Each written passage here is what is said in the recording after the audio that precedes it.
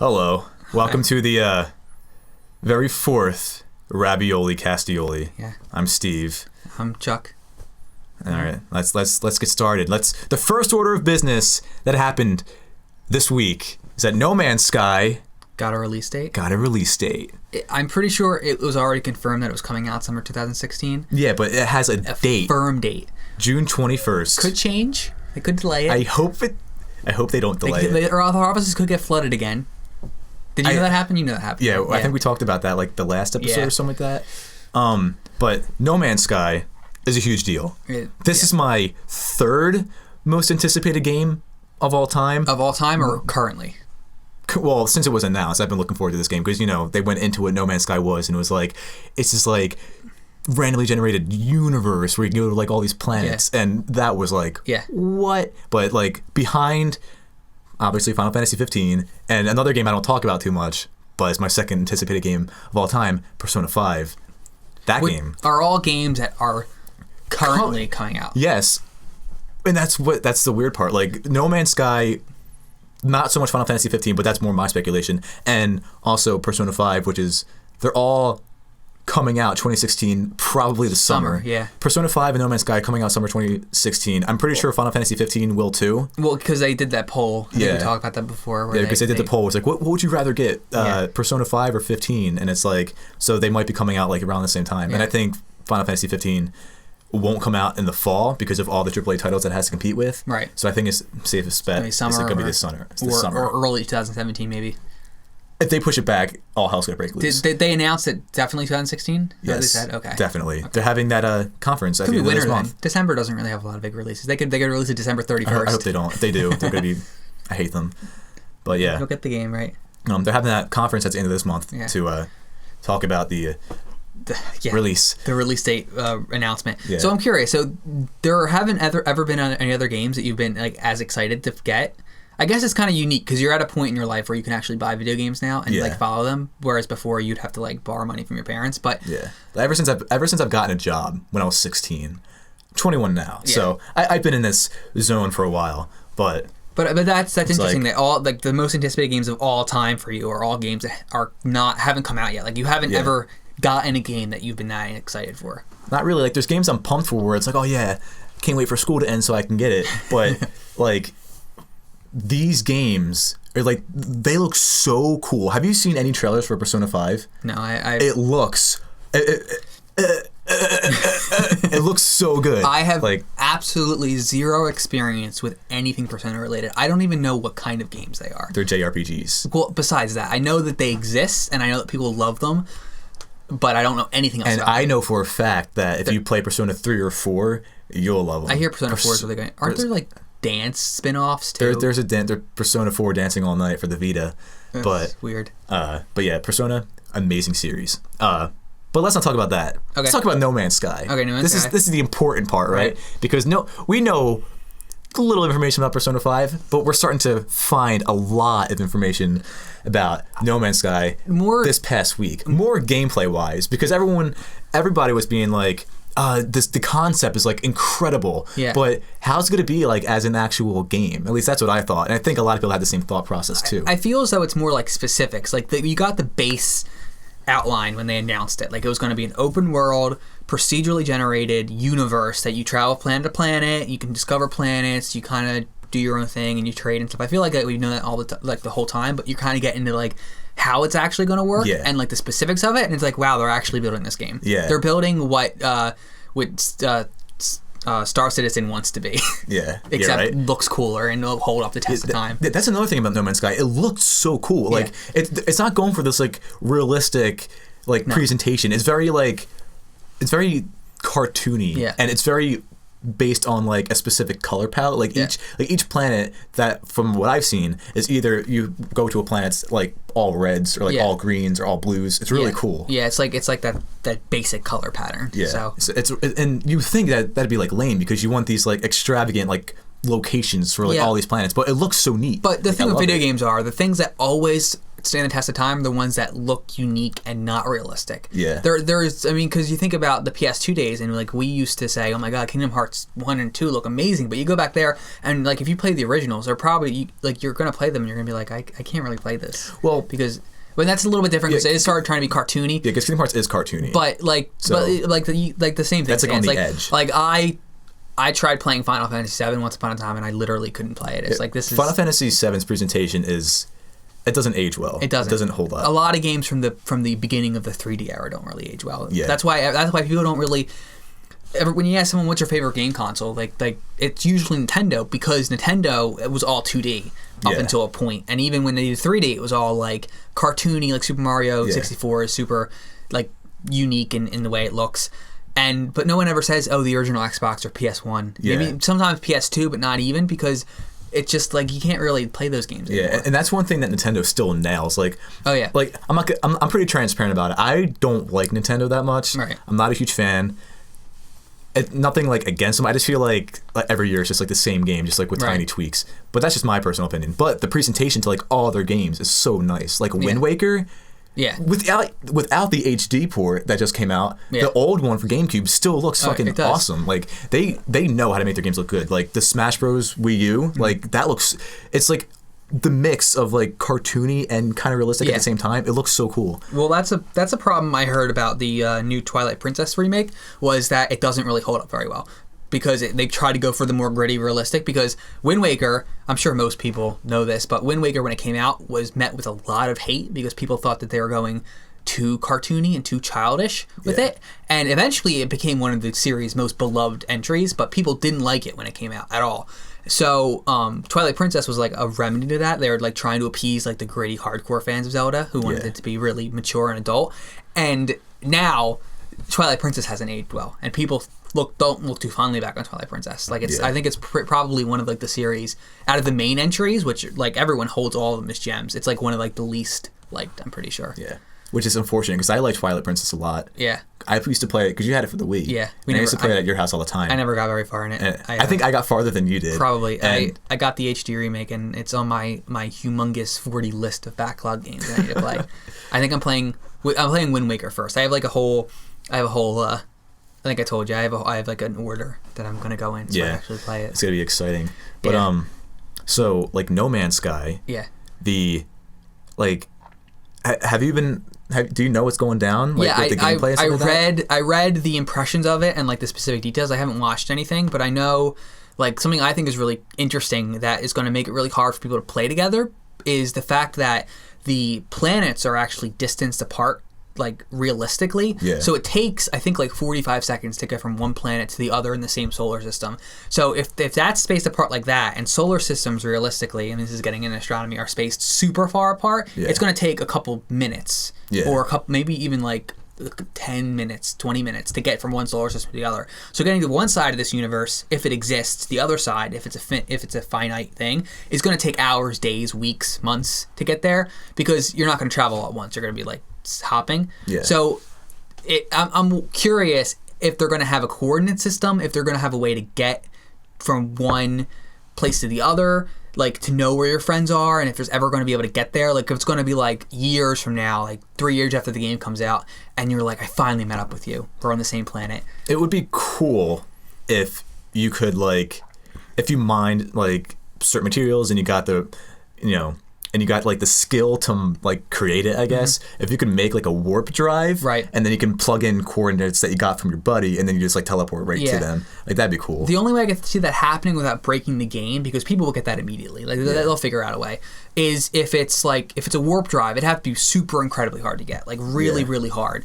If it's a teleporter, I could see it working if it was like a one-time use, like if you put your coordinates in, or if your friend needed to have another teleporter and you need to set it at the same frequency or something like that. I could see something like that working, but just like a warp drive in general, we're trying to figure out a way to get past that space, where I feel like they're kind of playing up as a huge important thing. It's going to be a bit tough because I feel like they're trying to keep like the discovery aspect of it intact for people who come in months or years later, and having a universe so big and so difficult to navigate in means that someone who's just starting can be in a place that no one's ever been in, even years after the games come out. Yeah. Because it's so hard to get places. You know what I mean? Yeah. So I like that aspect, and the fact that you can name all the planets and species that you come across. It's really cool. It's fucking this game is like, it's almost like hard to grasp the concept of. Like, I remember last year when they showed it at E3, you were talking about No Man's Sky, like they showed like little gameplays, like IGN had like the IGN first where they talked about it like the whole month, but it wasn't until E3 where he's like, this is No Man's Sky. Yeah. And you had adorable little Sean Murray, who was like the cutest guy in the world. He's so... I'm just making this like the game that is going to revolutionize games or whatever, but he doesn't hold a candle to the guy who presented Unravel. He was like shaking. He's like, this is my life's work. Which is it's a good game. Unravel's really good. But so E3 comes around and he picks up the controller and he zooms out. And he's like, he keeps zooming out, and the whole time my jaw is just like, holy shit, what is this? And then he's like, see all these dots? These are all stars. Every star is a solar system. Every solar system has planets. You can go to every single one of them. And I was like, see, if this is true, if this can happen, if this is like a real thing, if he's not just talking this up, if this is real, this is like incredible. It's like unbelievable. See, like how do you make that? It's so they've done a really good job about. When it first was announced, I think it was 2013, the VGNs. I was watching when it was announced. It was mind-blowing. It was amazing. Yeah. Like, just that, I don't even think it was very descriptive. It was just like this video, and you were like, holy shit, that looks really awesome. Yeah, and then you just have Sean Murray coming. I was like, this is the game we want to make. Yeah. It's called No Man's Sky. We want to make it so it's like procedurally generated universe. You can go to anywhere. Yeah. And everything's just like randomized. You go to all these planets, and everyone's just like... You'll never reach the end. Yeah. And they've done a really good job at keeping the hype alive. Yes. It's like perfectly timed. Like I feel like from when they announced it to all their developer troubles with the studio flooding to them releasing little tidbits, everyone's been like, is this going to be as good as it gets? Is this going to be as good as it's supposed to be? Then they release a little bit of information. Everyone's really excited about it, and it dies down a little bit. They've done a really good job at keeping the hype train going. Yeah. But the problem with it is, there's three things that can happen when it comes out. Either it's going to be really disappointing and it's not at all what they promised. Yeah. It's going to blow everyone's minds. But there's a third thing. It's like, what if the game is exactly what you think it's going to be? It's going to be like, you're going to start playing it and you're going to be like, oh, they said that was going to be in it, and they said that was going to be in it, and nothing's new. Yeah, and then it's like, well, I've already seen it all. But that's the problem. It's going to be like, what they promised is so amazing and so fun to play, but you're going to be like, oh, they already talked about the aliens and the trading system. I thought one thing that I thought was really neat that they talked about was the whole faction system. Was like every alien. Did you hear about this?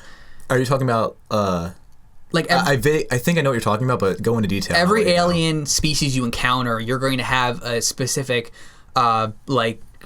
Like how certain alien species are like the scientist of the... Well, no, not even that. Like, I know that's a thing too. There is that, like the classes, like each alien had like certain they'll be technologically better. But every alien species you encounter, you have a different like disposition with them. So if you do something to piss one alien species off, whenever you encounter them, they're gonna hate you. Yeah, and you can like get into good graces with an alien species, or you can like fuck up your relationship with them. When you go around to the planets the alien species are based on, you can find relics and like temples, and you can learn their languages so that when you talk to them, you'll better understand, because otherwise you won't understand what they're saying. And you can pick a dialogue option, because it's dialogue trees, I'm pretty sure, that's totally like you told them to go fuck their mother or whatever. Yeah. And or if you pick the right one, they'll like you a little more and they'll give you like a fish or something like that.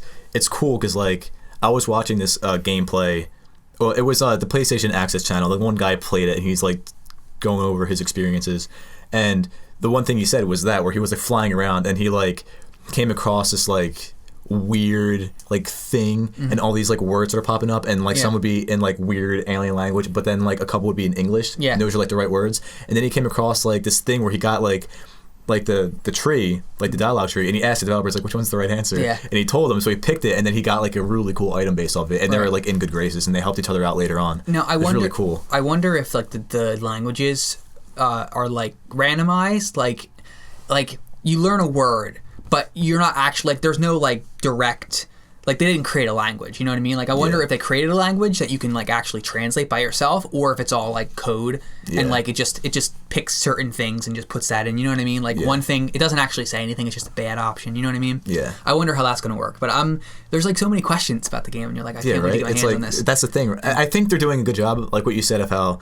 Like you could get the game and it could be exactly what you're expecting. Like I think they're doing a good job of like teasing you into it. Like, all right, you can do this, but it's like, but it's kind of like we're showing you this, but there's so much more to experience that we're not showing you.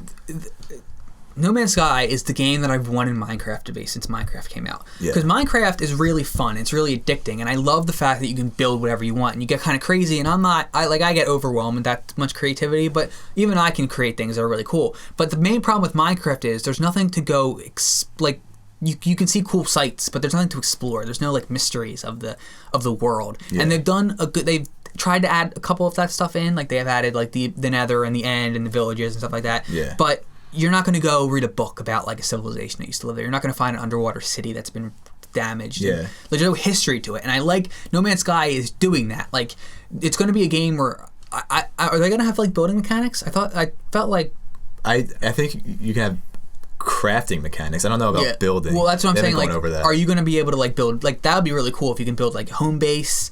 Even if you're not building anything, like you pick like you can go buy like a house template, kind of like it might not be building in the sense of like Minecraft where you get the blocks and you might craft the house and then it just like gets placed down. It's probably going to be more like Skyrim's. What was that DLC called?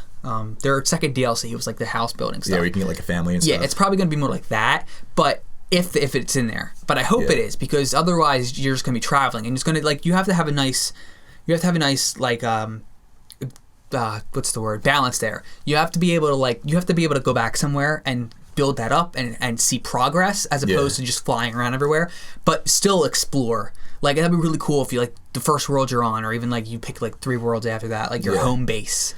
That's you know what I mean? Yeah. I don't know how well that would like. I don't know how, I can't think of the word, like how plausible it would be to actually like make a home base, because from the video that I watched, the guy was like, there's no way to like retrace your steps. Like if you leave the planet, there's a really big chance you're not be able to get back to that planet. I understand. So, but see, I would like it if there was like you could pick a beacon on one planet, and like that was the planet you always knew where it was, or like you know what I mean. Like this is where the craft came from or whatever, and you can always find your way back there. But if you get stranded on a planet or your ship blows up and you die and you get respawned in a space station, you have to find your way back. Yeah. That would be really cool.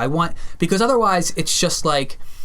I feel as though you're just wandering around and you're meandering and you're discovering awesome new things, but there's never like a sense of like a location that you can always go back to. Like, and I feel like that's important for open world games. Like whenever you play Fallout or Skyrim, the developers try to put in like the home base, but you always find the one spot that you're always going to come back to, whether it's like your home in I can't remember any of the names in Skyrim cities. Yeah, like Whiterun or something like that. Or if it's Oblivion, it's the Imperial City. You have your houses, and everyone always centers around the one location. You need that because otherwise, you're just wandering around and you don't have any place to drop your stuff off. You know what I mean? And I guess maybe your ship can be that, but from what I've seen and read, it feels like your ships can be blown up. And you can lose them. Yeah. Because there's pirates in it. There's space pirates. They get to fight. There's like a risk factor, but I want there to be like my ideal game is like No Man's Sky. What I want it to be is I want it to be like a universe simulator. Like it's partly that, but I want there to be like it'd be really cool if you can claim a home planet as your own, but like another player wants it and they can come and attack it. You know what I mean? Yeah. Like some aspect of that. Yeah, because the game's all about like exploring, like continue finding shit. But it would be cool if there's like the option to like just like kind of buckle down and kind of just like mess around with the planet you're already on. You get more variety, like because you will encounter other players because it's probably going to be a pretty popular game. Yeah, I imagine so. Especially at first release. So you're going to encounter other players, I imagine. Yeah. Unless they're lying about the shared universe thing. Yeah. Totally Unless possible. It's not online. Yeah, it's totally possible that it's not online at all. And they're just saying have they said anything about it being online? Yes. They have said that it's online, but that you probably won't ever find your friends because of how big it is. But that could be it. that could be like a weird like wording thing. So, but if it is online, that could be business speak. You're going to find people, especially if it's one giant shared universe, one server. Yeah. I don't know how the logistics of that would pay off, but like you're going to find other people, and like if it's just this hack and that's it, but like there's like people play differently and there could be cool variety. Like one person like just took all these pirate ships and have a pirate armada outside their planet. And it's like, a heavily militarized like civilization that they've built over the course of a couple of years that they've been playing. And you encounter on this civilization entirely built up by people. It's like playing on a Minecraft server, but everyone who's playing Minecraft is playing on the same server. Yeah. Like that's the ideal of this game for me. And I don't think they'd be able to pull it off like that. If they were going to do that, awesome if they could. It would be awesome. That's what I want. That's why I'm super interested in Star Citizen if it ever comes out. Yeah. But even then, I feel like they're kind of breaking that game up into like modules. Like there's a first-person shooter module. I want a game where you can just do all of it, which is kind of like maybe one day. I think it's only 2016. It's not like it's 2040 or whatever. Yeah. Well, as of right now, No Man's Sky is your best bet. Absolutely. Like who's to say that everything you just mentioned is not in the game? That's true. It totally could be. Which it just makes you really excited for it. Actually, I told you this, but I pre-ordered a PS4 after they did the whole gameplay thing. The Uncharted 4 PS4, and I'm super excited about Uncharted 4 because Uncharted is fucking play. Fantastic game series. I played Uncharted 2 because you let me borrow it, and that's the only one I played. Really good, right? But I really did like it. I have all 3 of the trilogy on my PS3. I'll probably be getting the collection when I get my PS4. I haven't played 3, but I'm super excited for 4 because Naughty Dog's great. I love Naughty Dog for a long time. Naughty Dog makes great games. Crash Bandicoot and Jak and Daxter. I actually never really played Jak and Daxter. Jak and Daxter's my shit. But it's a good game.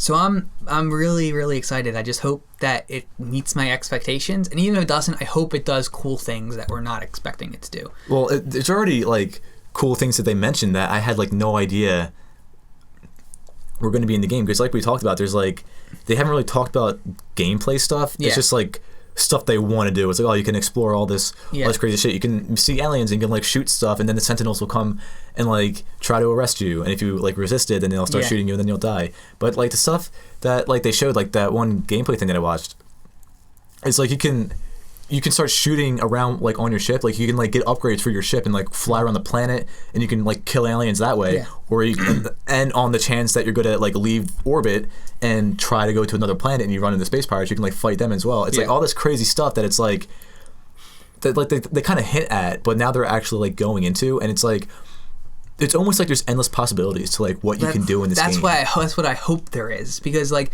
wouldn't it be so cool if like you're arrested on one planet and you have to break out of a space jail and jump into your ship they've impounded, and you go to another planet and it's still held by the same alien race, and they have like wanted pictures up or like they'll like you're like they're alert to your presence, they know that you escaped, but you go to another planet and it's a different empire and they don't care and they help you out. It'd be so cool. I don't know how they could do that with the procedure generated thing and the AI in the game. I don't know how it depends on like they are. How many different AIs they made, I guess. Right? Yeah, but like that's what I hope it is, and even if I hope it's a game that is supported for a while, I hope it's the Minecraft route. Well, Sean Murray said that he wants to support the game like long after it's released, like iterations. So he's going to keep like making shit for it. I don't ever want there to be like these kind of games. I don't think you can ever really make a sequel. There shouldn't ever be a Minecraft. There should be add-ons. There shouldn't ever be. Hopefully free. There should never be, even if it's not free. Even if like they're big enough, but if there's like tiny like stuff, like it shouldn't be stuff you have to pay for. But it should always. But they shouldn't make add-ons. These kind of games, like there's no point. It's like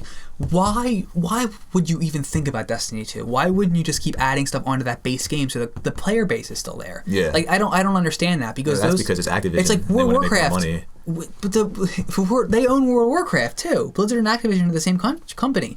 They understand that they just release expansions and people buy them because it's just another part of the game. You're essentially buying an entirely new game, but you're not marketing it as World of Warcraft 2. You're marketing it as an add-on to World of Warcraft, and the whole game changes regardless of whether or not you buy that add-on. Like when Cataclysm happened in like 2010, the entire world changed, and when you updated the game, you saw those changes in the game. Regardless of whether or not you're a new player, if you're an old player, if you bought the expansion or not, you saw those changes happen.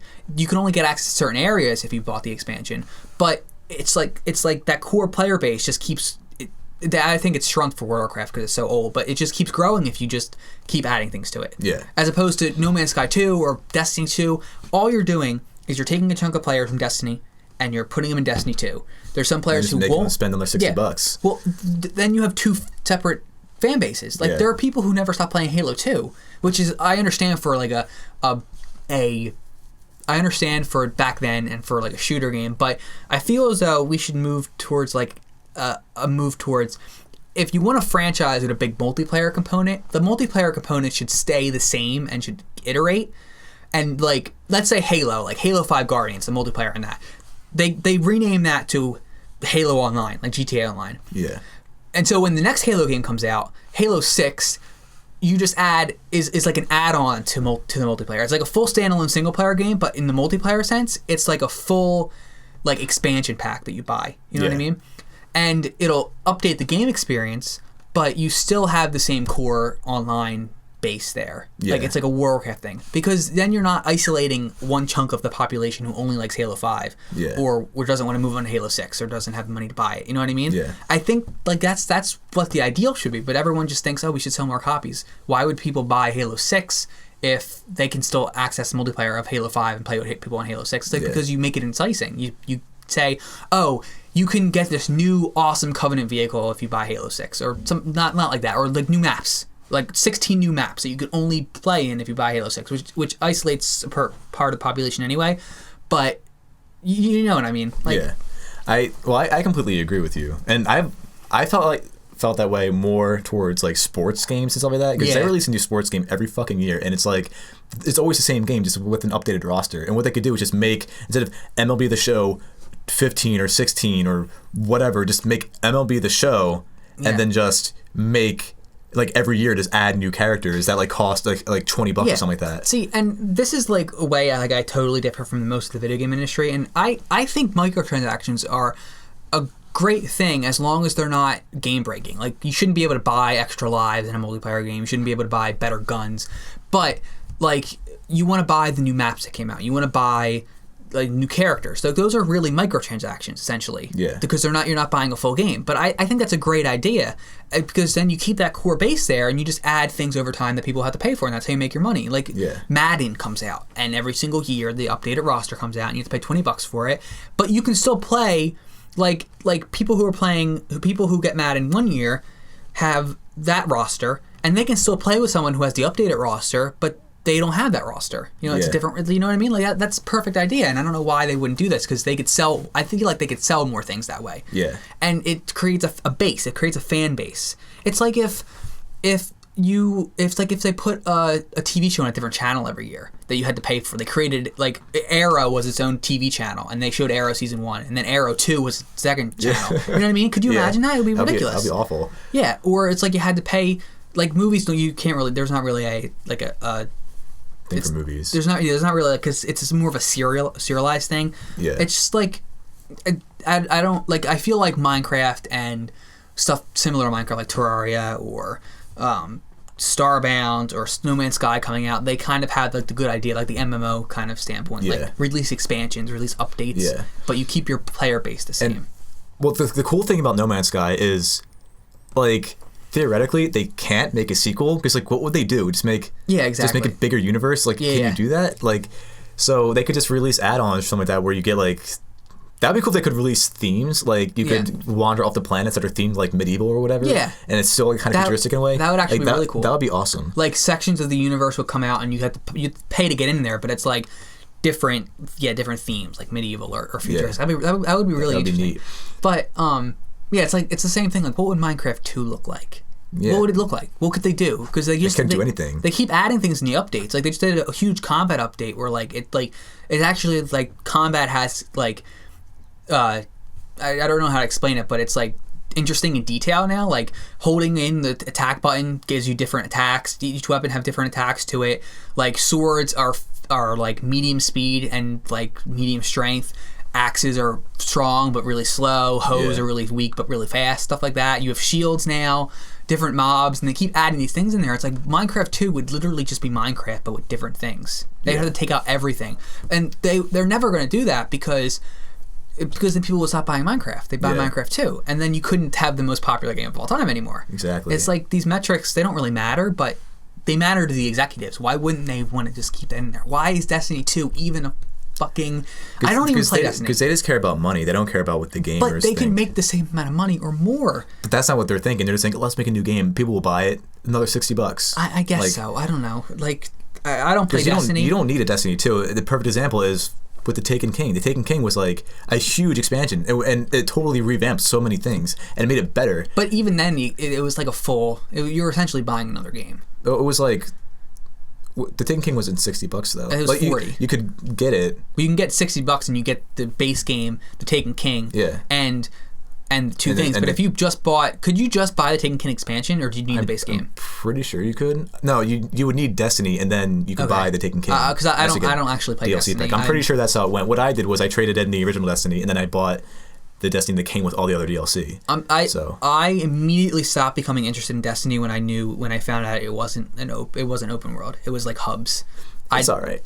I'm not into that. It's either just give me like a linear experience or give me an open world or like something similar to open world. You know, like that's why The Division kind of held my interest for a while, which comes out Tuesday, by the way. Mm-hmm. But I don't think I'm going to get it just because it has the same issues that Destiny has, and I don't know how big the player base is going to be. And those kind of games, you definitely need something to hook you in, or you need someone to play with. Yeah. Like World of Warcraft, when I played that, and I sunk a lot of hours into that, it was only because of the people I played with. It had nothing to do with the hook. Yeah. Like I couldn't play that on my own.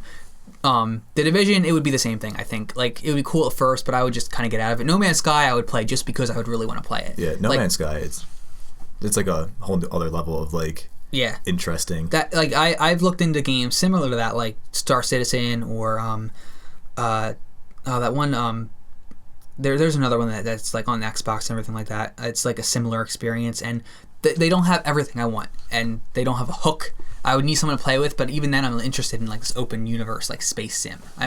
That's like my kind of game, which they haven't really made. Yeah, hopefully this will be it. Hopefully, I'm super excited for it. Like. I didn't pre-order the collector's edition, but...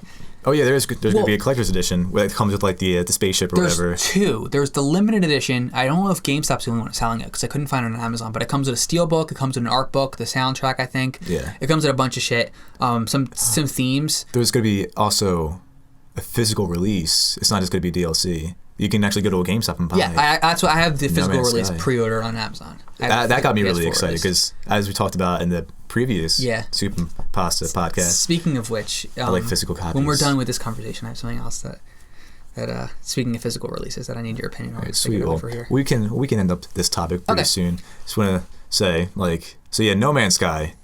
We're really excited about it. Absolutely. If you are excited about it, be sure to share your thoughts and what could be in this game. Like there could be so many things in this game. Like how do you know that you're not going to be flying around the universe and you come across some crazy deity of a god that's in this universe like that? Yeah. It's going to be so cool. There's so many possibilities. Let us know what you think. They just need to. It's going to be fucking awesome. They need to deliver. They need to deliver on the endless possibility. Aspect of that. They need to not give us exactly what they said they're going to give us. They need to give us more. They need to put things in there that no one ever expected. There's a thing, the final thing we can and then we can just jump onto something else because we've been talking about this for a while. But that just goes to show how good No Man's Sky looks. In that video I watched, the guy was playing, and as he was leaving orbit, Sean Murray was like, "Yo, wait, check this out. This is my favorite part. I love showing this to people." And what it was the guy went out of orbit, and then he turned around, looked at that planet, and he's like, "You see, these 2 pixels? That was the 2 hours of you wandering around. It's these are full-size planets." And then Sean Murray was like, "There's 99.999 of the universe that we created that people won't ever explore." Yeah, it's this game is so it's so hard to fathom that it's a thing. Is that. I mean, that's not. I'm saying if it's it's full speculation, but if it's true, and so far it's been proven to be true from what people have played and all the hands-on stuff, it's going to be great. No Man's Sky looks amazing, and I can't wait for it. Third most anticipated game of the year, coming out June 21st. Third most anticipated game of the year, end of all time. End of all time.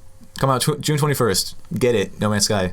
But I was going to say, it could be bullshit, but Minecraft does that too. Minecraft's worlds are infinite. Once you get too far, there's this guy who I don't think he plays every single day and for all day, but he'll do an hour a day or whatever of just walking farther in Minecraft to see how far he can get. And apparently there's these things called No Man's Land, where you get far enough in the game. No Man's Sky. Yeah, the game just can't comprehend how far you are. It's too much memory in that world, and starts breaking the farther you get. And he's trying to see how far you can get without the game actually breaking on him. So I'm interested to see if the same principles will apply to to No Man's Sky. Like, how far can you go? Like, where can you go in the universe? Yeah. If you can meet up with your friends again. Like, I don't know anything about game design, so I don't know how they're going to do it. Yeah. But it'll be definitely interesting to see. It'll be one of those games that I pick up and I play for like a week straight, and then I like play it every single night for like an hour, half hour, whatever. Yeah. Just do a couple things. Actually, I was reading the IGN, and the guy said that it's not going to be a game that you can play for like a couple minutes. It's going to be a game that you sit down and you play for a couple hours every single night because you just want to see. See, that's what you look forward to. A game that you want to play. But then again, I have the 40 game.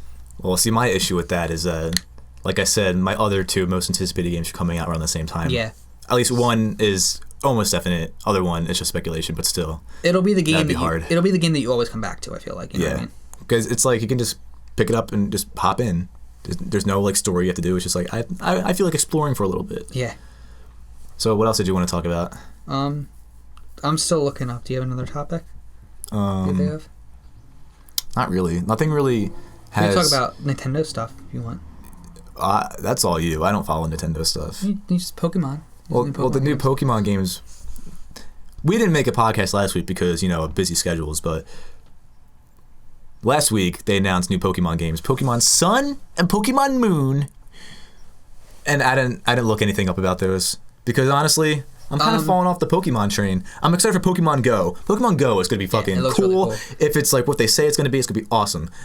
But the Pokemon 3DS games, like I didn't get Pokemon Omega Ruby and Alpha Sapphire. Like I have them. Pokemon X and Y was the last ones that I got, and I was invested in those because what I would do is I was actually one of those guys that would breed for like perfect IVs, and then I would train the Pokemon, and I would have battles with my friends. If I did that, the 100-hour completionist run would become a 500-hour game for me. Yes. I would never be able to finish it. I'm actually nervous because I think I told you I have 40 games that I have purchased that I have not beaten. So I made a list, randomized it. I'm going to play that in order just so I can beat a combination of new and old games. And Pokemon is on there, and I'm just looking at it, and I'm like, that worries me more than Fallout. It worries me more than Witcher. All of those games. Well, by completionist, do you want to get every Pokemon in the Pokédex? See, that's the kind of person I would want to be because you can. Pokemon X and Y and Omega Ruby and Sapphire, if you have all four, which I do because me and Chelsea split, each generation or whatever. Yeah. If you have all four of those games, you can get every single Pokemon in all of those games. And even now that Red, Blue, and Yellow came out, like there's a few Pokemon that you can really only get through events, I think, like Mew. And but you can get Mew in Red, Blue, and Yellow legitimately. You have to do like a weird glitch, but you can get it and catch it. Is it the same glitch as before? Which one is that? Like the old glitch from the good old days was in Cerulean City, the one Misty's in. It was like you go up that bridge and then you like make that right and you fight that string of trainers. I think it's the first trainer you see. He has to. The exclamation point has to go above his head, but then you have to hit start right away and fly. Yes. And you have to fly away as he is walking towards you, and then you go back to that, and instead of making the right, you go over to the left, and that like in the bushes where all the Oddish are, and you run into Mew. It is the same. It is the same game. It's the same glitch. It's not exactly like that. I read a post on Kotaku that they've confirmed that it 100% works all the time. Like there's no. They've left it in there. They also left in missing number. So apparently it's like a true port, and that really I like that. That's awesome. Nintendo is on a fucking awesome spree. Like I have so many games that I have stockpiled for Nintendo that I want to play. I have Kirby Rainbow Curse, Yoshi's Woolly World, Super Mario Galaxy, all 4 Zelda remakes that have come out recently, The Wind Waker, Twilight Princess, Majora's Mask, and Ocarina of Time. I have all 4 of the recent Pokemon games. They just announced that they're doing a new Paper Mario game, and I really wanted to get into Paper Mario. They just had a new Mario and Luigi RPG with mix of Paper Mario, which I hear is a really great game. All the Mario RPGs are actually really good, apparently. That's what I heard. Surprising. Never played them, but I heard they're really good. So I want to get into that. They have a new Kirby game coming out where like you pilot a mech and everything like that, and it's super cool. Splatoon got great reviews. They have I think I said Paper Mario. They have a new Star Fox game coming out. Super Mario Maker. I want that. I want that in my life. Yeah. It looks so. I've watched Game Grumps play it like 70 episodes in. It's just so fucking cool. They're going. I don't know what they're doing, but they're doing everything right. I feel like they may not be the best selling console, but I still feel like Nintendo is like they've always secured that spot where no matter how many people say they hate them or they're really disappointing, they always come out with the games that people really like. You know what I mean? Like, it's not game of the year, but it's like Mario Maker and Splatoon were up for that title last year. They come out with a lot of memorable games. And even if it's like iteration, like, oh, I've played this Mario game before, they always put like a spin on it that people are like, oh, the new Mario game has a cat suit and it's 3D. And it's like, that's not really that interesting, but you still buy it. Or like people still buy it and they still want to play it. And you watch it and you're like, if I had a Wii U, I'd play that. And like, see, I never think that way though. Like, I'm that way. Because I don't know, a lot of Nintendo games don't appeal to me. Like, I was always a big fan of Zelda. Zelda was always really cool, but other than that, everything else just like never really piqued my interest. Like, I see like the Mario game with the 3D Mario with the cat suit. I'm just like, well, that's a little bit different. But like Mario Maker, super unique idea. Yeah, Mario Maker is a cool idea. Like, I would play it. I would never personally buy it. No. But like, let's say you bought it and I'm over at your house and you're like, let's play Mario Maker, I'd make a level. Yeah. I wouldn't be opposed to it. Yeah. But who knows? You might like it. You don't have a Wii U, so that kind of knocks that out. Yeah. But I'm a huge fan of Kirby. I'm a huge fan of like the concept of the Mario RPGs. They look really cool. And I'm excited. I really want to get the Mario and Luigi Paper Jam, I think it's called. Yeah. But there's rumors they've announced they're going to announce what the NX is and the release date this year. And the rumors around that console are like insane. Like from everything. Like I hear it's going to be like graphically comparable to or better than the Xbox One and the PS4. Like they're actually going to come out with like a not legitimate, but like a full, like really powerful game console for the first time ever. It's going to have like Blu-ray disc drive or even 4K maybe, like discs using it. It's going to have like it's going to be like a full system. I heard that it's going to be a hybrid between a console and a handheld, so that they get away from the competing markets. Like people get the 3DS and people get the Wii U. It's not really competing, but instead of having two separate ones, they have one to kind of capitalize on the success of the 3DS. Yeah. I hear all that stuff, and I'm really excited to see what it is, and I'm kind of a little sad that I'm probably going to pre-order it and get it at the end of the holiday season. Yeah. I hope Nintendo.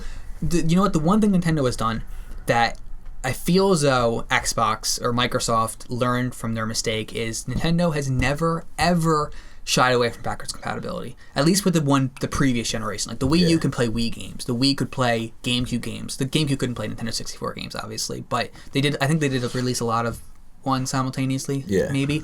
And they had the Virtual Console, which I always try to update with old stuff, and I appreciate that. Like it's a really good idea. The only generation that didn't have that bridge was the cartridge to disc one, because obviously the limitations there. But if NX plays Wii U, Wii, maybe even GameCube games, that'd be really cool. That would be cool. Yeah. I don't know how would that work with if they were using a Blu-ray drive. Well, yeah, because Blu-ray players can play DVDs. Yeah, you're right. That was a stupid question. Yeah, that's fine. Yeah, sorry. No, it's okay, because games are weird like that, because you'd think, why can't the Xbox One play Xbox 360 games? Because ultimately, they're just modulated, modified PCs, and PCs can play old PC games. Like, there's something different between them. Yeah. Like, so I don't really understand why the Xbox One or the PS4 couldn't always play the previous generation. It's probably stuff that I'm not really well versed in, but it doesn't matter what kind of PC you have. You can still play every other PC game. Yeah. Like, Macs to PCs is different. And I guess maybe that's more comparable. Like, an Xbox is like to a PS4 like a Mac is to a PC. Yeah. But, I don't know. The greatest thing Xbox did was make backwards compatibility. I think I bought an Xbox immediately after they said that. I was like, I'm sold. It was a huge bombshell to drop at E3. Yeah. Everybody was like, what? Yeah, and Sony didn't really have... What? Well, Sony did have an amazing E3 that year, but it was more like... It was more catering to the fans, like Shenmue 3, like Final Fantasy VII But here's Remake, the thing. Last Guardian. Here's the thing. Like, all of those games, they're either sequels or remakes of beloved games. Also, like, they're remakes of games that haven't aged very well. They're updated things. Like, are they going to be good? Well, is the Final Fantasy remakes? Final Fantasy VII Remake has a gameplay trailer out. Okay, and but it looks cool. But is it going to be fun? Is it ever going to come out? Are they going to ever release all the whole game, like, eventually? Like, how long is that going to take? Is Shenmue 3 going to be any good? I have no idea. Is that ever going to come out? It's a fucking Kickstarter that didn't even need a Kickstarter. And Last Guardian's been in development hell for like 10 years. Every single game that's come out after 10 years of development has been universally panned, usually. Pretty much. Final Fantasy 15 won't be, though. Yeah. Mark my words, it's going to be a good game. Yeah, but is it, like...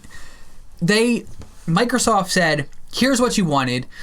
There's no, like, the thing that people wanted, well, there wasn't any way to get that wrong, really, besides not releasing all the games at once, which they didn't do. Well, Microsoft's, this happened like months ago, but it's fun to talk about. Yeah. Microsoft's E3, if I'm being blunt, besides the backwards compatibility thing, was not impressive, really at all. They showed like one gameplay trailer or something like that for the new Gears of War game, which was so dark you could hardly even see it. Yeah, that was true. Everything they showed was just a CG trailer, and it was like, oh, showed me nothing about the game. But that's all Sony's wasn't it?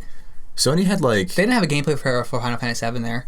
No, they didn't. They just like announced the games, but they also had like other things, and then they had like the they capped it all off with the Uncharted 4 demo. But that was a game we already knew was coming out, and it's like proven. Like I don't feel like that's special, but I mean it's the same on both sides. Like you have the CG trailers, but the games that they announced, like I feel as though, like I can't really remember too well, but from what I remember, Microsoft was its backwards compatibility, which was huge, and then it was a lot of like there was a lot of sequels, but there were some original IPs there too. And Sony had I guess it had the same. They're both comparable, but Microsoft had obviously like the hardware announcement, like the backwards compatibility. I guess it's more software, but I think that just because of that, they quote unquote won E3.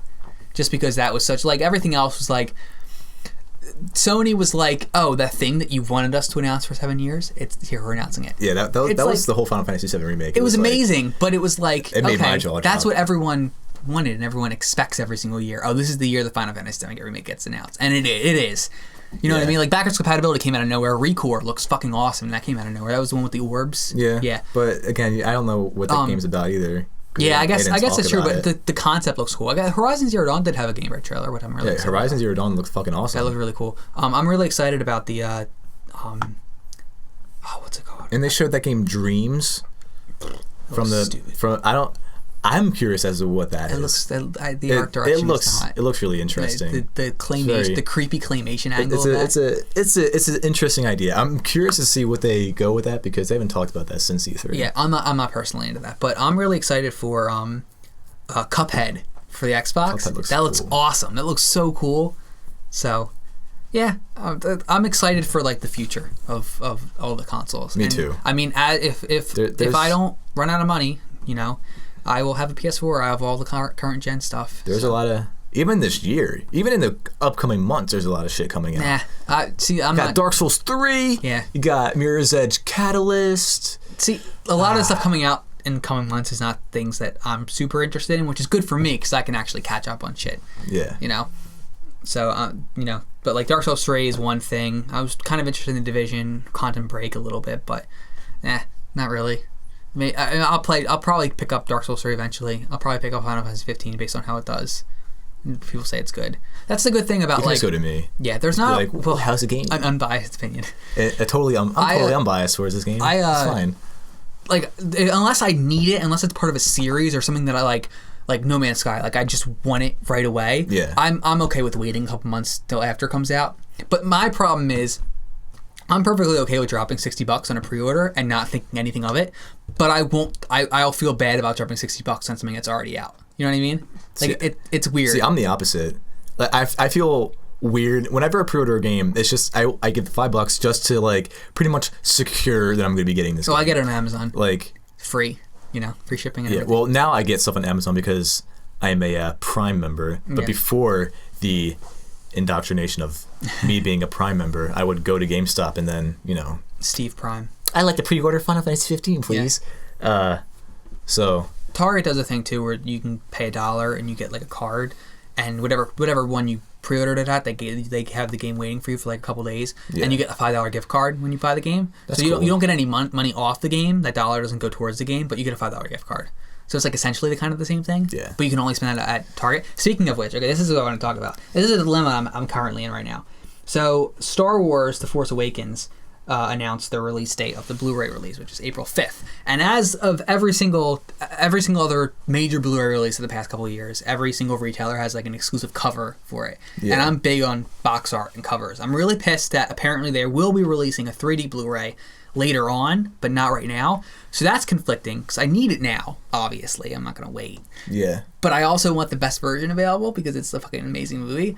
So I'm like, should I buy it again when the 3D movie comes out? Like, I don't have a 3D TV, but it's the new box art. Yeah. Though. Okay. So I wanted your opinion, and you should put these up on the screen when you edit it, if that's fine. That's fine. I'll let you know which. I'll put them up. I'll let you know which. You can just like overlay it and make it between us. But like, I'll let you know which. So this is the Amazon. This is the regular Blu-ray box art. That's the cover. It's a slip cover, and then that's the box art. It's like the poster. Gotcha. I think it kind of looks lame.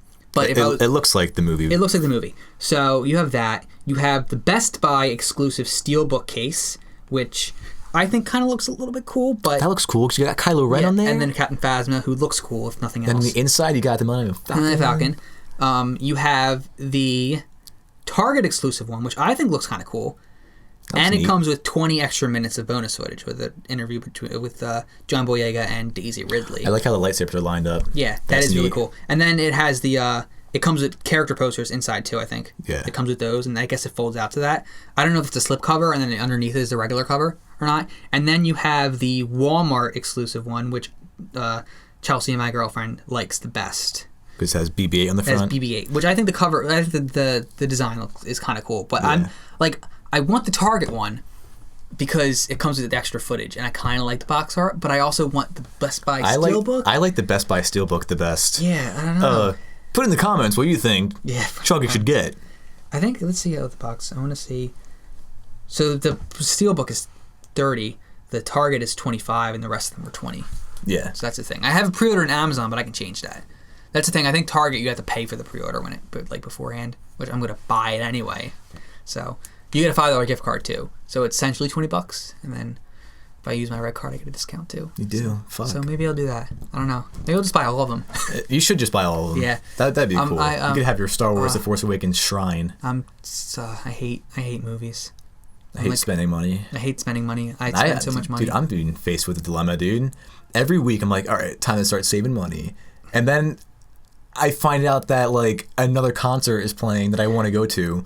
So like the past 3 weeks have been me like saving money, and then I buy tickets to go to a concert. It's like the most annoying thing. Yeah. It's not like movies or games, but it's like I want to go to these concerts. These are like my favorite bands. I understand. And concerts are a little bit different because you can always buy a game or a movie. Yeah, but concerts like they can sell out. Yeah. And then you're fucked. Yeah. Same thing I need to get them. Same thing with like cons and stuff like that. Like we're going to RTX, and it's that's what you want to save up money for, I'm sure, right? I do. Yeah.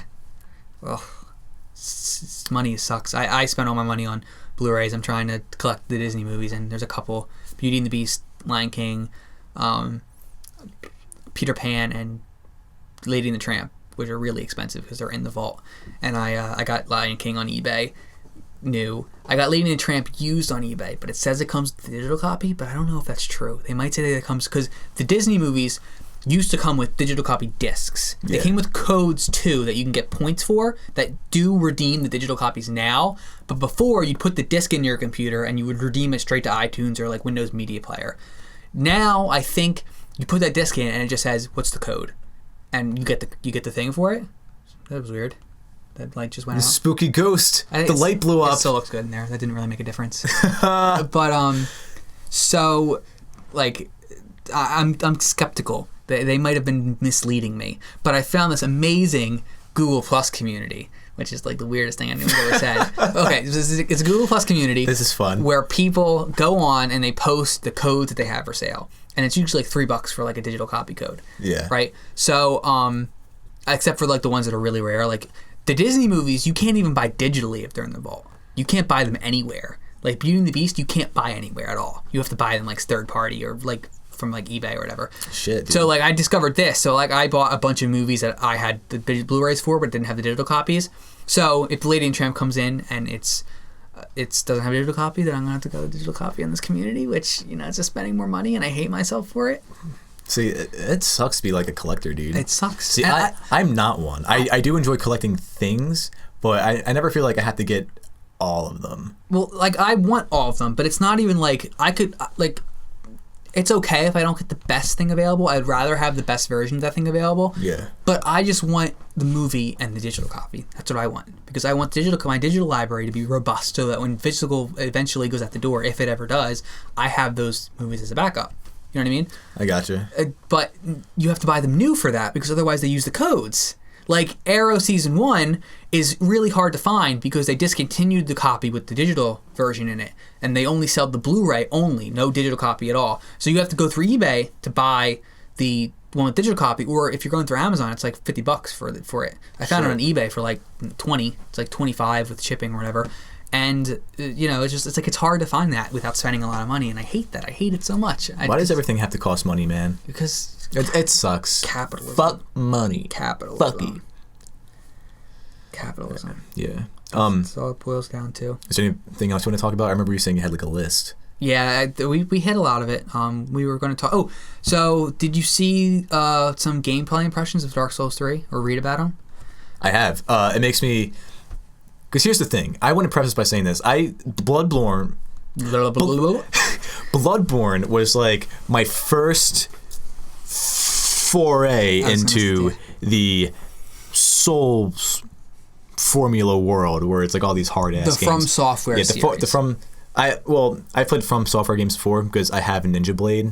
Oh, do they do that? Okay. That's a hard ass game too. Yeah. But Bloodborne was my first delve into like the Souls world, and like the reason why is like I plan on making a whole video explaining why I love Bloodborne, so look forward to that.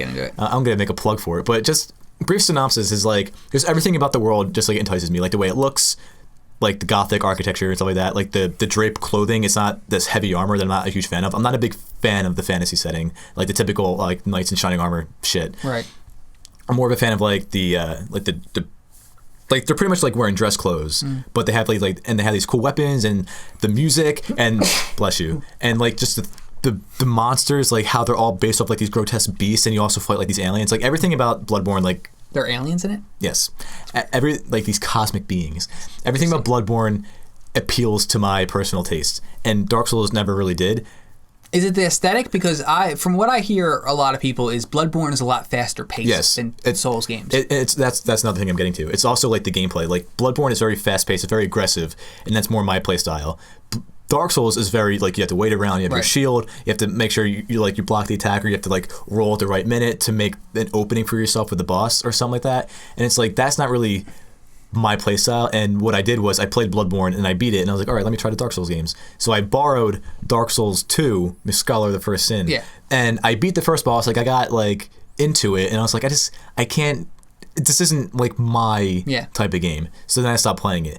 But the reason why I bring that up is because Dark Souls 3, I keep hearing, is like as fast as Bloodborne while still maintaining the mechanics of Dark Souls 3, where it's like you can be really aggressive and you move a lot faster. Like the weapon swinging, it feels like Bloodborne and everything like that. But if you're getting too aggressive, if you're not using your shield or doing the old Dark Souls formula of like tuck and weave, like dip, dive, dodge, duck, like then you'll get fucked. Yeah, well, that's what I was going to bring up. I heard that Dark Souls 3 is a good combination of it. Like, so that's why I'm looking forward to it. From what I heard, I think it was an IGN impression of it.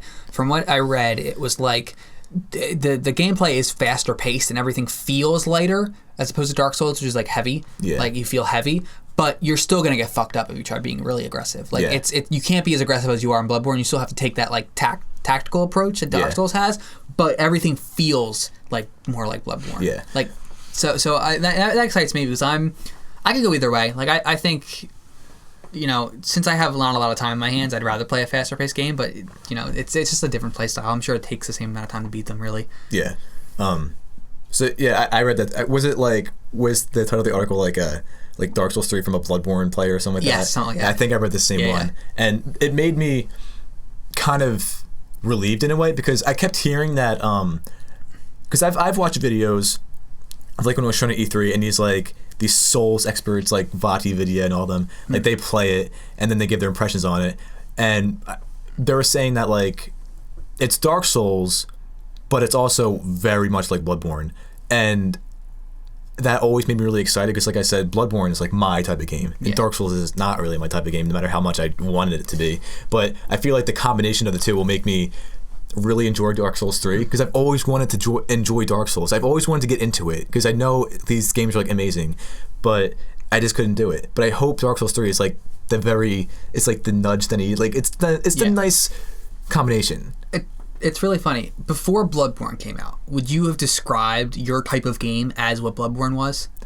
Not until I saw Bloodborne, and I was like, there's something about this game. Like, I would watch the trailers, I'd watch like the people playing the alpha of it, and I'm like, there's something about this game looks so fucking cool. It clicked, right? Yeah, and then I played it, and I was like, this game I don't is know like... I don't know if I've ever had that. There are games that I love, and there are games that I love to play, but I don't know if I've ever had a game that I just sat down and it just clicked. Like, this is the game for me. Yeah, it's like, that's why everybody, all my friends know. I'm like, yeah, I love Bloodborne. And all my friends tease me, and I'm like, yeah, Steve loves Bloodborne. We all fucking know, because I always talk about it. It's like, there's just something about this game that it's just like, I love it so much. It's like... I know what you mean. I'm hoping No Man's Sky is going to be that for me, because it feels like that's going to be...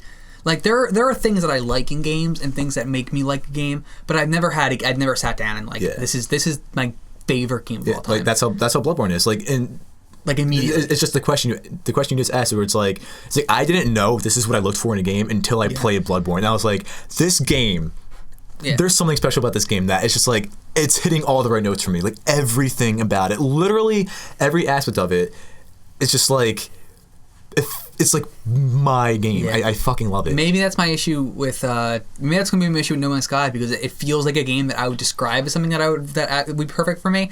But I'm not going to get that like instant realization. But maybe I will. Maybe I'll sit down with it and I'll be like, okay, this is literally exactly what I've ever wanted from a video game, and play it forever. Yeah. I'm hoping that. And you never know. Like, I didn't know what was going to happen with Bloodborne. I played it. And what made you pick it up? You just thought it looked interesting? I've always wanted to get into a Souls game. Everyone was saying how this game's like so fast and aggressive. Like, I was watching the alpha gameplay. That's what got me sucked in. Mm-hmm. It wasn't like my friends telling me about it. It wasn't like all the E3 press. It was watching the alpha gameplay. I was like, this game looks cool.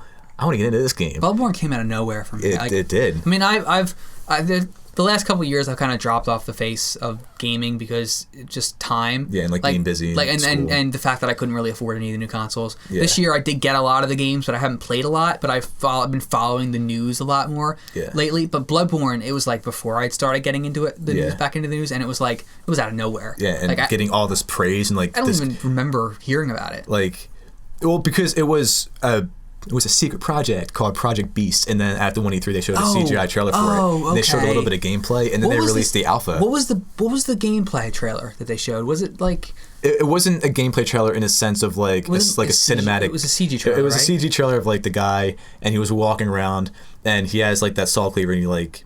It starts off with him like cutting up like a dog or whatever, and then you see like the villagers walking around like the pitchforks, and then you see like another scene of him like pointing the gun towards the guy's head and his eyes like rolling around. I remember, it's like this crazy shit, and you're like, and at the end of it you see the cleric beast behind him, and you're like, what the fuck's going on? I remember, and then they show gameplay. I remember hearing about Project Beast, but I don't remember really the specifics about that.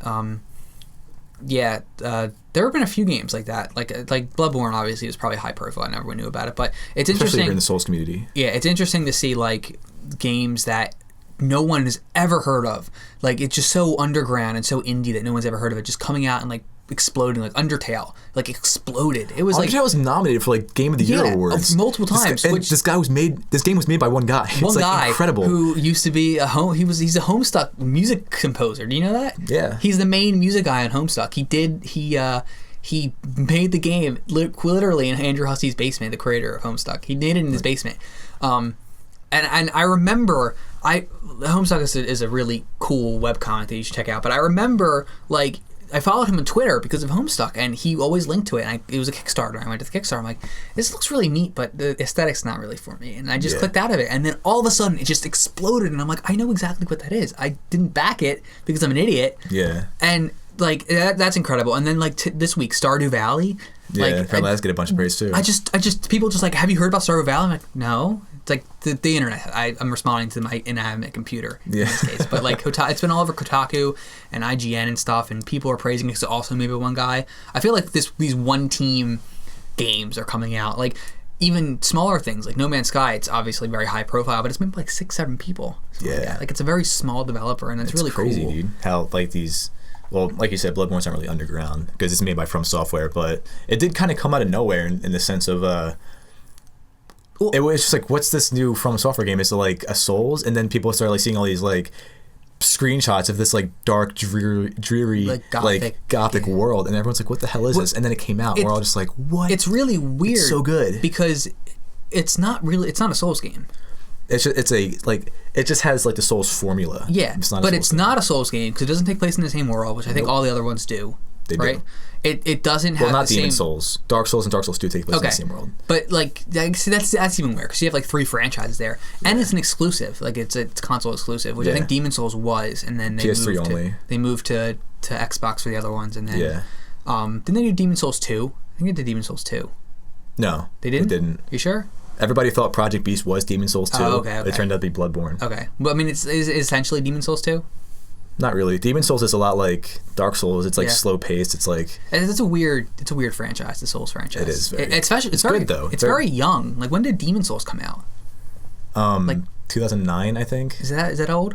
I think Dark Souls. But I mean, like came out in like 2010 or 11, and then Dark Souls 2 came out in like 2000. They've done like 13. They've done like one every year or 2 years. I think Dark Souls 2 came out in 2014. Yeah. Yeah. That sounds about right. It's very strange, that franchise. It like came out of nowhere. It took everyone by Demon Souls was like an underground hit, and then Dark Souls was like a huge hit, and Dark Souls 2 was an even bigger hit, and Bloodborne was an even bigger hit, and I think Dark Souls 3 will be a bigger hit. It's become like one of the franchises to beat, I feel like. Yeah. So because and a lot of people are trying to copy the formula. Like there's a bunch of games that are like trying to do that. Like there was that one game I forget what it was called. It was a game on PS4. With the Order? No, it's like... They're the same aesthetic, kind of. No, there's this one game that it was pretty much a Dark Souls game where it was like the same, like, you know, like dodge and attack and you die really quick. Yeah. It's totally... Fuck it, I don't even care anymore. It wasn't that good. In fact, my one friend got it, and then the first day of the game, there wasn't any sound. You had to download a patch that added the sound to it. I feel like I did hear about this, but I don't know the name of it either. We'll fix it in post. You'll just impose. Yeah. You'll just edit the thing. I would just do a really bad thing where my voice just cuts in and it's like Lords of the Fallen, and then I put it up on the screen. Yeah, we'll just do that. But yeah, it's clone. Like, did you hear about the? This isn't a clone. This is like a weird spinoff. Did you hear about the GameStop exclusive mobile game that they had? Like it was like. Flappy Souls or something like that. No, you didn't hear about that. No, it was like a Dark Souls 3 Infinite Runner Flappy Bird clone almost. It's official, but it's like a huge ad for GameStop in Dark Souls 3. It's just like it's a mobile game that just literally everywhere it says GameStop. Pre-order Dark Souls at GameStop. Pre-order Dark Souls at GameStop, and it's like a weird Infinite Runner that's like official. It's really strange. That's weird. Yeah, it's very strange. I think it's called Flappy Souls. That's what it's called. It's something like that. Maybe not so blatantly. I'll check it out. Yeah. Yeah, Dark Souls 3. I'm excited for it. I'm gonna see the reviews. I'm gonna see how my video game schedule looks. I have it pre-ordered. Amazon Prime. I did have it pre-ordered. I think day one. Canceled it because maybe I'll pick it up. I don't know. But I think I canceled it when I pre-ordered the PS4 because I can't justify spending that much money in the span of 3 months. It's like $60 or $50, I guess. Then $400 and then another $50 for No Man's Sky the next month. You know what I mean? Especially, it just adds 2 more games to my backlog. Do you think No Man's Sky going to be a $60 retail release, or it's going to be $20? Yeah, it's $60. All right. Right now on Amazon, at least they might change it. And then the collector's edition, I think, is $100 for like the not limited collector's edition with the ship. I think the ship's like $150, $200. I got you. Yeah, so it's like a full game. Cool. I'm kind of disappointed it's not coming out on Xbox, but it just makes me want to. It just makes me want to get a PS4, which I plan to do anyway for Uncharted, Until Dawn, and Bloodborne. PS4 is cool. Yeah, I love the PS4. I like the Xbox. I'm cool with the Xbox. I like. There's going to be a divide here. I'm going to put up a versus symbol right between us. The UI, I think the UI looks better. Backwards compatibility. I have better PS4. So I talked about my list earlier. I already told you. PS4 has Bloodborne. All right, you can't beat that. Okay, that's true. I talked about my list earlier, randomized games. I think I told you the order, but what the randomized list spit out was I'm going to finish Life is Strange. It wasn't part of the randomization process because I was in the middle of playing it. Not really in the middle, but then I'm going to play The Witcher 3. Then I'm going to play Wind Waker. I'm going to play Starbound, which isn't really a game you can beat, but I'm going to play it until I get bored of it. Pokemon Omega Ruby / Alpha Sapphire. Undertale, Fallout 3, and what's the last one? Super Mario Galaxy. Yeah. So what I'm really excited about is I actually just recently put my PS3 and Xbox in like storage, just in a drawer because it was taking up too much space and I never play them. And I was thinking about like, man, if I have to like dig out one of those to play games like right away, I'm gonna really not really happy that I have to plug it in or unplug my Xbox One. Yeah. But I didn't get any PS3 games. Super Mario Galaxy works on a Wii U because it's all backwards compatible, and Fallout 3 is fucking backwards compatible. I just have to install it to the goddamn Xbox One. Yeah. And I'm super excited about that. I don't have to change anything cool. until I get to like I think Kingdom Hearts 1.5 remix and the Uncharted series is on there. PS3, yeah. Yeah, but once I get the PS4, I will just get the Uncharted collection. I won't even need to play. What are you gonna do about the Kingdom Hearts games? I'll just plug in my PS3, I guess. See, you can't escape it. So I'm gonna keep them. I'm not gonna sell them. Like I've always made the mistake of selling games and consoles. I did that too, and then I learned my lesson. I regret a long time ago. I had a lot of PS2 games that I sold. I still have my PS2 somewhere, but all my PS2 games are gone. My PS2's right there. So I had Slim. It's somewhere. And I've had the PS2 since 2002. It has the shit's legit. Oh no, I had that PS2 too, and then it broke. Mine broke, and then I got works Slim perfectly. So I think I had to get 2 Slims. The Xbox One I'm on. The Xbox One I have is like my third Xbox 360 and Xbox One. It's like my third Xbox 360, I think. That's my second. Because you still have the white one. I think I had a white one. I don't know if I had 2 white ones. I think I might have only had one. So this is my second Xbox 360 because I got the Elite when it came out. Was it the Elite? Yeah. Because then what do they call the Xbox One version of the Xbox 360? It was boxed and it had like the same design. It's called the Xbox E or something. Yeah, that's what it was. The Xbox 360 E or something like that. And then the Elite was the one before that, like the black one with the touch buttons. It was really cool. Yeah.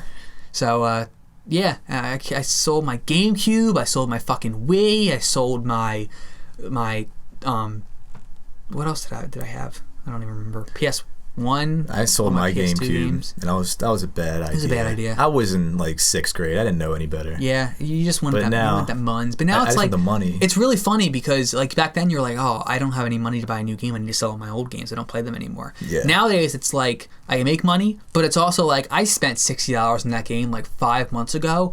I don't have that money anymore. Yeah. Like I already spent it. What's the pro? Why get it back? Exactly. It's like whatever. So, I think that's.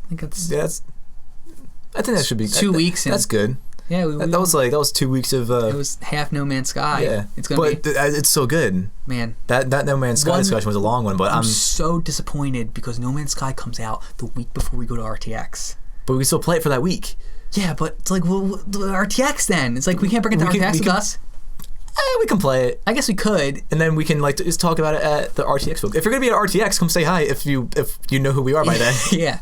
If you know, if you've watched these videos. Also, there's a one convention, Too Many Games. Yes. In Philly. If you're in the Philly area and you're watching this video. In June? It's in June. June what? Like 26th. Okay. It's like the weekend before RTX. Yeah, that's the weekend after. That's the weekend of No Man's Sky. Yes, the weekend. Okay, so that's even. What are you doing, man? You can't go to that and hold up my house. I want to because I went there last year and it was fun. If I wasn't going on a few trips this summer, I would totally just take off a week of work probably and play No Man's Sky. I would do that. People do that with like Fallout and stuff. I would do that with No Man's Sky for sure. Yeah, I'll have some sleepless nights this summer, I think. Me too. Especially with Final Fantasy 15. If that comes out in the summer, I hope it does. Or Persona 5. Why? Get Persona 5. You're gonna like Persona 5 because Persona is an amazing series. Why would you want? I would want it to be spaced out. Like, don't you want it to be spaced out? Don't you want to be able to play all of them until you get your fill?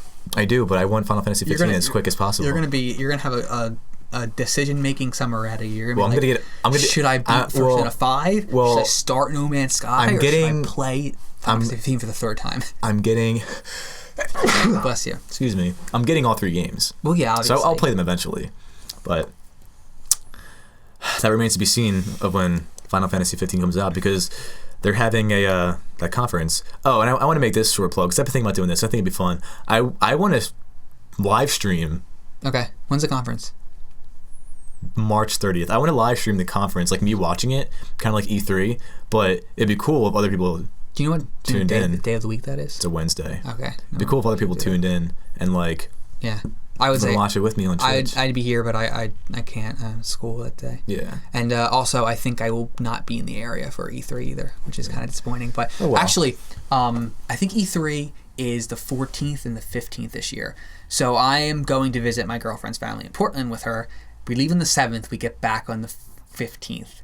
I will be in Portland and then flying back for the first day of E3, and then I will have landed before the second day of E3. Back in Philly. Damn. So I am I hope there's some way to get internet on it. I will pay for internet access on the plane. Actually, I think it's an overnight flight, so I don't think it really matters. I'll just text you everything that's going down. Well, I think it's an overnight flight, so that that won't really matter. I'll be in the same time zone as them, so that day I'll probably be like on my phone all day, like. Yeah. What cool games? Bloodborne. Yeah. No. Not Bloodborne. E3. E3. See, Bloodborne's always in my mind. Yeah. It's like what games are going to announce? Because there's always a game that you don't expect. Information for a game that you don't expect. Final Fantasy VII. Red Dead Redemption 2. Red Dead something. I have no idea what they're going to be talking about this Mass E3. Effect Andromeda. They got the loud. I dig the loud. I got the loud again. I don't even care. I just want to know what that game is about. Mass Effect is one of those games. It didn't click. It's not like this is perfect, but it's like one of my favorite franchises. Have you ever played them? Nope, I want to though. You should definitely. I will eventually. I have them all on the 360. You should definitely give them a shot. I'll give them a shot eventually. I hope those are backwards compatible too, because otherwise, how am I going to do? I wonder how DLC works with backwards compatibility. Because I have the Fallout 3 Game of the Year edition too, but it's on a disc. I don't know how it's going to work. It's on the second disc. I don't know. I should check that out when I get home. You should research that. I need to delete some games like Assassin's Creed Unity and stuff. Do you have that issue? Yes, you have I do. To go through all the time. I hate it. Actually, I don't really care. It only takes like 30, 40 minutes to install a game, and it's like whatever.